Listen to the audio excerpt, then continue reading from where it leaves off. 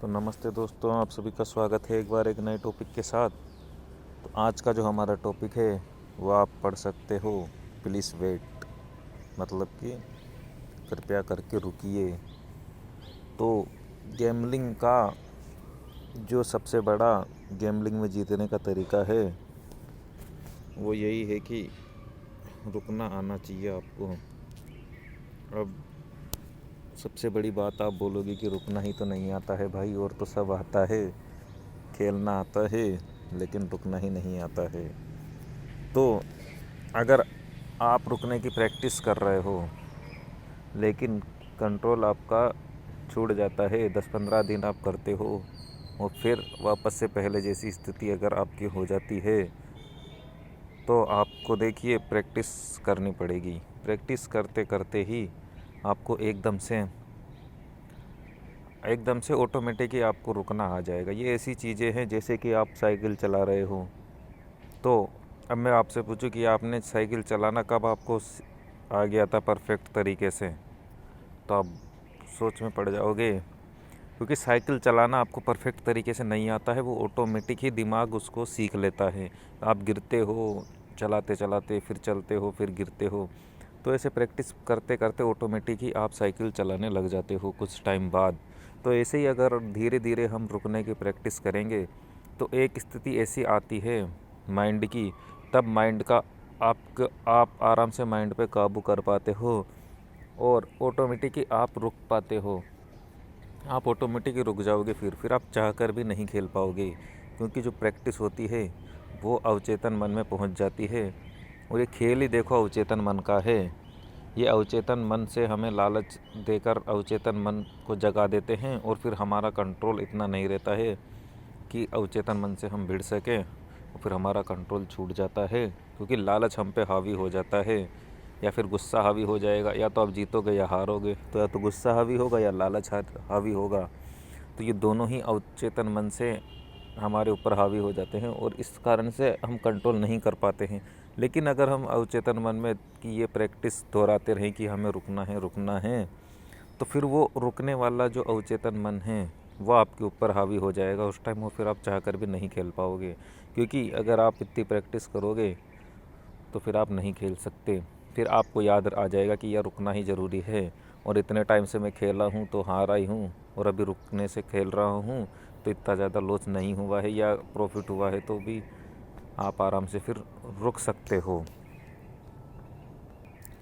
तो देखिए स्टार्टिंग में तो रुकने के लिए आपको खुद को एफ़र्ट लगाने पड़ेंगे, लेकिन जब आदत हो जाएगी तो वो ऑटोमेटिक ही आप रुक पाओगे। तो एफ़र्ट लगाने के लिए दोस्तों मैंने पहले भी बता रखा है कि आप 3 एक्सरसाइज कर सकते हो। एक प्लैंक कर सकते हो, एक मेडिटेशन कर सकते हो, और अपनी आँख की पलकों को खोल कर बैठ सकते हो, उनको झपकाना नहीं है। अब ये अभी तो मुझे 3 ही मिली है, और इन एक्सरसाइज में और दूसरी जो एक्सरसाइज रहती है उनमें क्या फ़र्क होता है, क्यों ये एक्सरसाइजें आपको रुकने में सहायता देगी। इसका देखिए कारण यही होता है कि अगर आप आज मेडिटेशन करते हो तो ज़रूरी नहीं है कि आप कल भी इतने टाइम पे कर पाओगे और परसों भी आप उतने टाइम पे ही कर पाओगे। लेकिन जो दूसरी एक्सरसाइजें होती है उनमें आदत जल्दी से लग जाती है। जैसे आपने कुछ एक्सरसाइज कर ली, 50 डिप्स लगा ली, तो आप कल आसानी से लगा दोगे, फिर आपको पता भी नहीं चलेगा आपने 50 कब लगा दी। लेकिन प्लैंक, मेडिटेशन और ये आँख खोल के रखना, इन 3 एक्सरसाइज में ऐसा कुछ भी नहीं है। आप करते कर रहोगे, जैसे प्लैंक आपने आज कर लिया तो कल भी आपको इतना ही जोर लगाना पड़ेगा प्लैंक करने के अंदर जितना आज लगाया है। तो ये हैबिट में बहुत लेट आता है, तो इसलिए ये एक्सरसाइजें वर्क करती है इसके ऊपर। और रुकना भी ऐसा ही है, जैसे आज रुक गया, कल रुक गया, परसों भी रुक गया, 1 महीने तक मैं रुक गया, ठीक है। लेकिन अब मैं अगर ये सोच लूँ कि यार मैं रुक गया, आराम से रुक जाऊँगा, और मैं फिर प्रैक्टिस ना करूँ रुकने की, मैं सोचूँ नहीं कि मुझे रुकना है, रुक रुक के खेलना है, ऐसा मैं नहीं सोचूँगा, तो क्या होगा, मैं वापस से नीचे गिरता जा रहा हूँ। और जब मैं गेम खेलूँगा 2-3 गेम हारूँगा और दिमाग ख़राब हो जाएगा, और फिर मैं उस पर काबू नहीं कर पाऊँगा, काबू छूट जाएगा मेरा। तो इसलिए रुकने की आपको प्रैक्टिस करते रहना है, और कब कॉन्फिडेंस आएगा वो आपको ऑटोमेटिक पता लग जाएगा कि मुझे अब कॉन्फिडेंस है कि मैं रुक सकता हूँ। जब तक आपका मन बोल रहा है कि तू रुक सकता है, तब तक तो आप समझ लेना कि अभी वो स्थिति नहीं आई है। जब ऑटोमेटिक है आपका पूरा पूरा शरीर बोल देगा, पूरा मन बोल देगा कि अब कॉन्फिडेंस आ जाएगा आपको बहुत ख़तरनाक वाला, तो तब आप समझ जाओगे कि अब मैं रुक रुक के खेल सकता हूँ।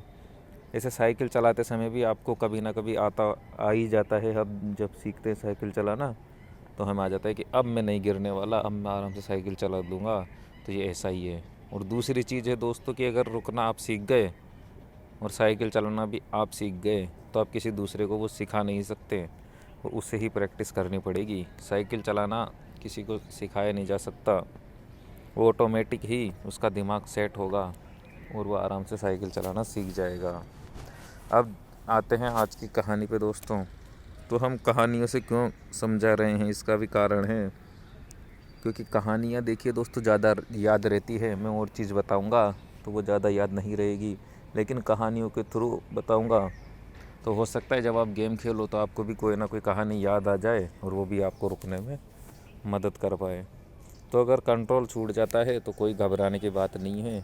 पहली बात तो आईडी में पैसा ज़्यादा जमा नहीं कराना है। अगर आपको लगता है कि मेरा कंट्रोल मुश्किल है तो आईडी में आपको कम ही बैलेंस रखना है, और जितना कम अमाउंट से आप रुकने की कोशिश करोगे उतना ही सही रहेगा। अब ऐसा नहीं है कि मैं सीधे ही 1 लाख रुपए डला दूं और बोलूं कि यार मैं तो रुक सकता हूं आराम से।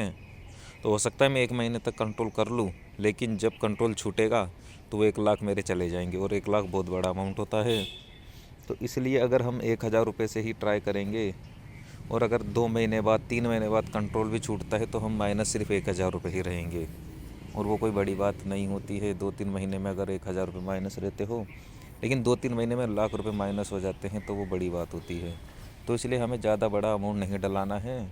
और जब आप 1 साल तक अगर आप रुक गए तो फिर आप बड़ा अमाउंट ट्राई कर सकते हो, क्योंकि 1 साल बहुत लंबा वक्त होता है और उस समय अच्छी से अच्छी आदत भी आपकी हैबिट में बन जाएगी और फिर आपका कंट्रोल छूटना बहुत मुश्किल है। तो साल भर तक अगर आप प्रैक्टिस कर सकते हो तो उसके बाद आप रिस्क ले सकते हो। उसके पहले अगर हम रिस्क लेंगे तो गड़बड़ हो सकती है। अब जैसा कि मैं मार्च में रिस्क लूँगा तो मुझे लगभग साल भर हो जाएगा कंट्रोल करते हुए मुझे साल भर लगभग हो ही जाएगा। और अगर कोई दिक्कत होगी तो हम वापस से पीछे कदम ले लेंगे और जैसा चल रहा है वैसा ही चलने देंगे। तो थोड़ा रोकता हूँ वीडियो को दोस्तों। और मार्च में भी हम इतना बड़ा रिस्क नहीं लेंगे, बस सिर्फ परसेंटेज ज़्यादा रखेंगे, सीधा 10% का हम रखेंगे। और उससे पहले भी हम 20 दिन तक अग्नि परीक्षा से एक अग्नि परीक्षा से गुजरने की कोशिश करेंगे। और वो क्या होगी अग्नि परीक्षा, उसमें क्या क्या करना है वो मैं आपको 28 फरवरी 2023 को बताऊंगा। और अगर आप भी करना चाहते हो तो वो कर सकते हो। तो आ जाते हैं हम सीधी कहानी पर दोस्तों।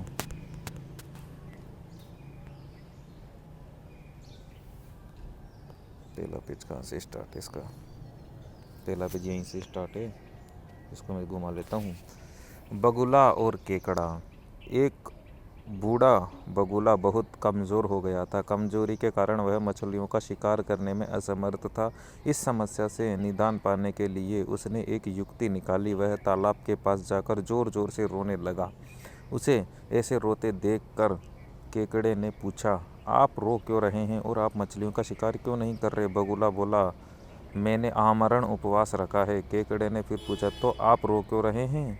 इस पर बगुला बोला, मैं एक योगी को सुनकर आ रहा हूँ। उसने भविष्यवाणी की है कि सूखा पड़ेगा यहाँ सूखा पड़ेगा और अगले 12 वर्षों तक पानी नहीं बरसेगा। सभी मछलियों और अन्य जीव मारे जाएंगे। यह सुनकर मेरा मन दुखी हो गया है। यह सुनते ही केकड़ा चौंक गया और उसने जाकर सभी मछलियों का